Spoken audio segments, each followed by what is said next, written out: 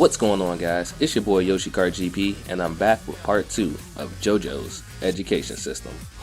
If you're here for the first time, this series aims to take an in-depth look at the educational practices presented in JoJo's Bizarre Adventure. Sounds boring? Well, some people would disagree, so I challenge you to stick around until the end of the video to see if I changed your mind or not. Also, make sure to check out part 1 for the analysis I did on Phantom Blood. Grab your clacker balls and blow some soap bubbles as we dive into part 2, Battle Tendency.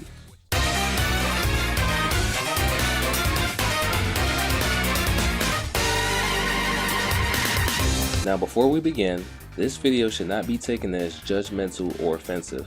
I'm merely discussing what characters say and do in Battle Tendency and comparing them to what was accurately occurring in the real world in which they were inspired by. That being said, some topics and images will be censored or substituted due to my own moral compass regarding the events of World War II. Lastly, I will only examine traditional schooling practices and profession training, meaning Joseph's tutelage under Lisa will be excluded as it is strictly martial arts training. With that out the way, let's begin. JoJo's Bizarre Adventure Part 2, Battle Tendency, kicks off in 1938 New York. It follows the do-or-die mission of Jonathan Joestar's brash grandson, Joseph, and his engagement with the life-threatening Pillarman. After being injected with deadly poisons and being told of his 1-month expiration, Joseph Joestar, alongside his rival, Caesar Zepelli, begin training their skills so they may overcome these new mysterious foes. We'll start off with a character from our previous episode, Erina Joestar. In 1885, a royal investigation was declared in Europe to see how blind, deaf, and mental citizens were being treated throughout the country. The results showed these individuals formed a distinct group that, if left uneducated, could be a burden to not only themselves but their state as well. With that in mind, Europe expanded education opportunities for the handicapped in hopes of increasing their employment rates. Fast forward 3 years later, the Joestars' attempt to sail to America would end in heartbreaking tragedy and resulted in Erina moving back to England. Around this time, Erina would give birth to her new son, George Joestar II, and leave the medical field to become a grade school English teacher. Erina may or may not have been employed as a special education teacher to assist with Europe's new expansion goal. This was in 1889, and in real-world England, teaching was one of the few jobs a woman could possess, though they were underpaid compared to their male counterparts. Many years passed, and due to unforeseen circumstances, Erina would move to London to raise her grandson, Joseph Joestar, along with her lifetime friend, Robert E.O. Speedwagon. In 1938, Speedwagon would invite the Joestars to come live in America, where they would settle down in New York City. This was during the Great Depression, where majority of families took extreme pay cuts and struggled to find work. I'm pretty sure Uncle Speedwagon took care of all their financial needs. Erina will continue her career in teaching up until her passing in 1950. As previously mentioned, Joseph Joestar was raised in London by his granny Erina. Those of you who watched my previous video should remember the Education Act of 1870, the legislation which mandated free and mandatory education for children 5 through 13. Well, before Joseph was born, Europe created the Fisher Act in 1918. This legislation raised the complementary schooling age to 14 and brought in school staples such as nurses, nurseries, and special needs centers. Children were taught reading, writing, mathematics, and various forms of enrichment. Something that I found interesting is an article claiming that children in London were given a personal hygiene class once every week. I couldn't find anything else regarding this matter, so you can take it with a grain of salt. Joseph began school in the mid-1920s, where he would continue his education up until completing high school. However, he was expelled at some point before his graduation. During his fight with AC/DC, Joseph reveals that he often skipped class, but remembers all the history that his granny Erina taught him. What a grandma's boy.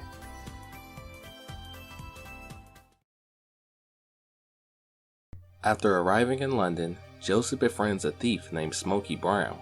Smokey is a teenage boy around the same age as Joseph, who was born in the southern state of Georgia. At some point during his life, Smokey moved to New York City, presumably by himself. In the manga's epilogue, it is revealed that Smokey saved up enough money to pay for his college studies and received his degree in politics. The manga does not mention whether he attended college in New York or Georgia. However, given the era in which this took place, I would have to assume it was in Georgia. Most forms of schools were heavily segregated due to the separate but equal rule, which operated on the belief that if each race had equal facilities, then segregation could be allowed. This, unsurprisingly, was not equal by any means, and many African Americans suffered from inadequate materials and resources. Georgia and other southern states had opened historically black colleges and universities, or HBCUs for short, to give African Americans an opportunity to achieve higher learning. School segregation would not be legally abolished until 1954, but I'm sure Smokey had graduated long before then. He would eventually go on to become the first black mayor of Georgia, an accolade credited to Maynard Jackson Jr. in the real world.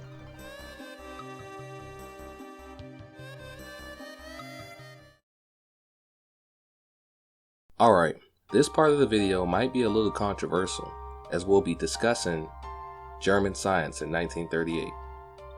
After being left for dead by Straiso at the beginning of the story, Speedwagon is saved and nursed back to health due to the efforts of the Wazowskis. There, he meets the leading officer of the base, Rudolf von Stroheim, who claims that German's medical science is the best in the world. Now, before we compare this premise to the real world, let's have a look at some of the feats German's medical science has accomplished. Our first example is stabilizing and healing the gash on Speedwagon's head. This may seem minor by today's standards, but the Wazowskis were using antibiotics to disinfect wounds on their soldiers and test subjects. Given how antibiotics were first introduced in 1928 with penicillin, this is still relatively new in the world of medical treatment.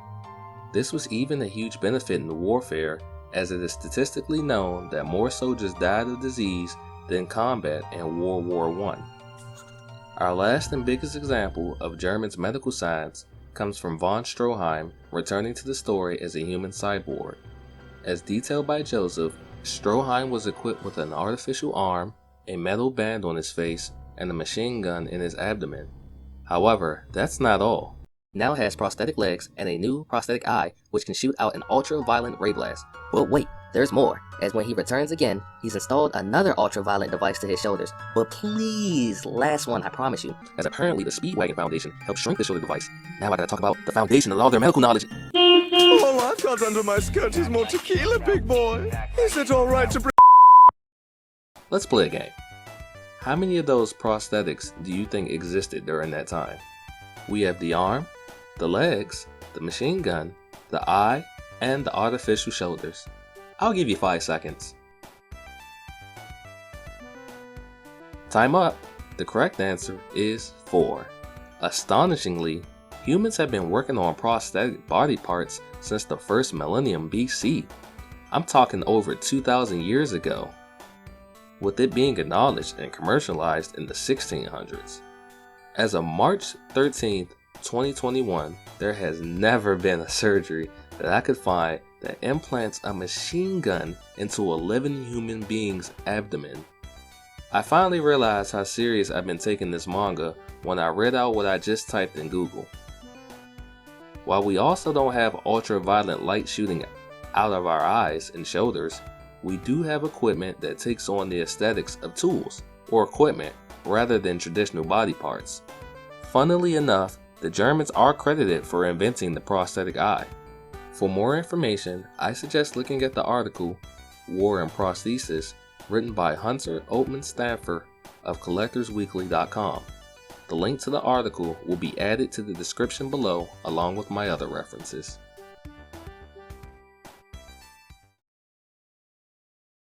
Next up, we have the antagonist of Battle Tendency, the Pillarmen. Their first appearance in human history had been recorded to have happened 5,000 years ago, where in actuality, their modern-day leader, Kars, wiped out his entire race 10,000 years ago. The average intelligence of a pillarman is 100 times greater than that of a human, demonstrated by Santana, who had been hibernating for centuries, learned to speak modern English in the span of minutes, although it was a bit broken. He has also been shown to both utilize and dismantle a German assault rifle, which even Stroheim admitted would take hours to learn. Now, Wham and AC/DC are on another level of intelligence compared to Santana, most likely due to them leaving with cars and hibernating later. Wham was able to figure out the Wazowski's plans of using artificial light to petrify him. Both Pillarmen even understand human anatomy to a great degree, as they can precisely target a human's lungs and place their wedding rings inside of Joseph's body. They tell him that surgically removing the ring will result in him dying from the poison, although Joseph wouldn't have to worry about that, since a doctor in Italy told him that removing it would be impossible with their current medical technology. I'll be honest, I'm not looking up anything to compare this to, as the doctor says it's like a 4-dimensional puzzle infused with the wall of his artery. No, you're dead, in JoJo and in real life. Source? Trust me, bro. Now, take all of that and multiply by 20, and you get cars. The smartest of the Pillarmen is explained by Lisa and the inventor of the stone mask. Remember Jonathan's research notes about the stone mask? Well, 50 years later, scientists still cannot figure out how that thing works. Cars wanted to use the stone mask so that his people could counter the sun's rays and roam around in the light. When used on humans, it would push their brains further and allow them to become immortal vampires. However, since Pillarmen were already immortal, the stone mask would have no effect on their brains, thus requiring something stronger to power the mask. Yes, you heard me right, people. Cars was so smart that he wanted a device that could make him even smarter, but failed, which resulted in making humans smarter, which he both hates and loves because vampires are his favorite food.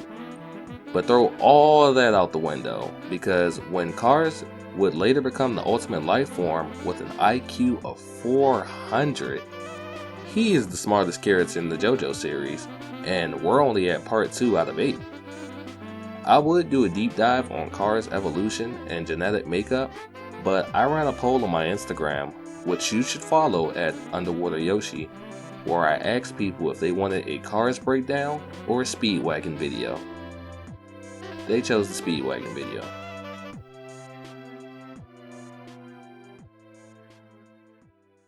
Our last mention of schooling and education comes from Sendo practitioner Caesar Antonio Zepelli.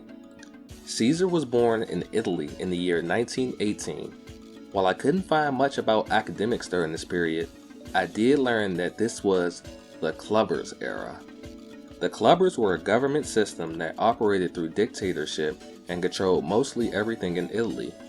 They are viewed in the same light as the Wazowskis, but that's no surprise, as the Wazowskis were actually influenced by the Clubbers and later became allies in World War II. While they didn't control all of the schools in the country, the ones they did displayed Clubber propaganda posters and had the children revere the dictator. No one is sure how much of Clubber's influence had an impact on children's education.